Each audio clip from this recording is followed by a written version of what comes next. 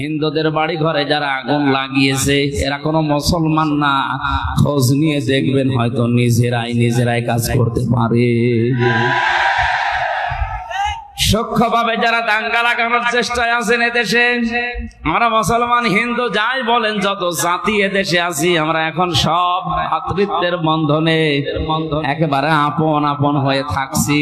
এটাকে ধ্বংস করার জন্য সূক্ষ্মভাবে যারা ষড়যন্ত্র করছেন আপনারা থামেন। একবার যদি এদেশের জনগণ জেনে ফেলে যে আপনি দাঙ্গাবাজ, শেষে তার কাটাও পার হতে পারবেন না। কোন মুসলমান যদি সংখ্যালঘু ওই জাতির উপরে তাজাজ্জুল নির্যাতন হে প্রতিপন্ন করে তাদের অধিকার নষ্ট করে, নবীজি জানিয়েছেন কিয়ামতের দিন আমি নিজে ওই হিন্দু লোকটার পক্ষ নিয়ে তার বিরুদ্ধে মামলা দেব। বলেন নাউজুবিল্লাহ। সুতরাং এদেশে যারা আছেন তারা আমাদের জন্য আমানত। দুঃখজনক হলো সত্য, আমাদের ভেতরে কিছু শৃঙ্খল বিশৃঙ্খল উল্লুক মার্কা লোক আছে, এরা অনেকেই মুসলমানদের বিরুদ্ধে উল্টা পাল্টা ষড়যন্ত্র করছে। আল্লাহ যেন তাদেরকে বুঝ দেন মানুষ হিসাবে। আরে ভাই আপনি যাই বলেন না কেন, পৃথিবী উল্টিয়ে গেল, আমরা একই দেশের লোক। সুতরাং ফরিদপুরের এই ঘটনা বিচ্ছিন্ন, এটা যাই ঘটিয়েছে আমরা যা দায়িত্বে আছে প্রশাসনে আদালতে বিচার ব্যবস্থার উপরে আমাদের আস্থা আছে।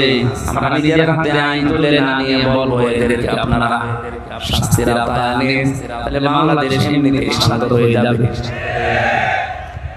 পাশের থানাতে আমি জেলখানায় থাকাকালীন শুনেছিলাম এখানে অনেকগুলো হিন্দুদের মন্দিরে বাড়ি ঘরে আগুন লাগিয়েছে। না, এটা ঠিক হয়।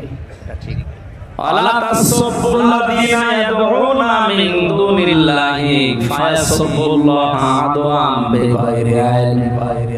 কোরআনে কারিমে আল্লাহ জানিয়েছেন, হে নবী, ওরা যদি আমি আল্লাহকে বাদ দিয়ে অন্য কাউকে ডাকে, ওদের দেবতাকে ডাকে, আর আপনি যদি ওদের গালি দেন, ওরা না বুঝে শেষে আল্লাহকে গালি দিয়ে ফেলবে। এইজন্য এটা করা জায়েজ নেই। ওদের বাড়ি ঘর মন্দির উপাসনালয় ভেঙে দেওয়া, গড়িয়ে দেওয়া তো হারাম।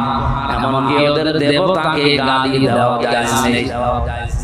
যে মুসলমান জাতির জন্য অন্য ধর্মের দেবতাকে গালি দেওয়া জায়েজ নেই, সেই মুসলমানের জন্য ওদের বাড়ি ঘর ভাঙা কোনো রকমে জায়েজ হয়। সুতরাং আমরা বিশ্বাস করি এবং এই কথা বলি, হিন্দুদের বাড়ি ঘরে যারা আগুন লাগিয়েছে এরা কোনো মুসলমান না, খোঁজ নিয়ে দেখবেন হয়তো নিজেরাই কাজ করতে পারে।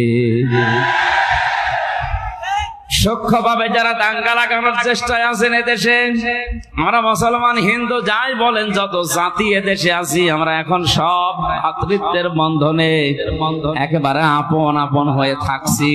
এটাকে ধ্বংস করার জন্য সূক্ষ্মভাবে যারা ষড়যন্ত্র করছেন আপনারা থামেন। একবার যদি দেশের জনগণ জেনে ফেলে যে আপনি দাঙ্গাবাজ, শেষে তার কাটাও পার হতে পারবেন না।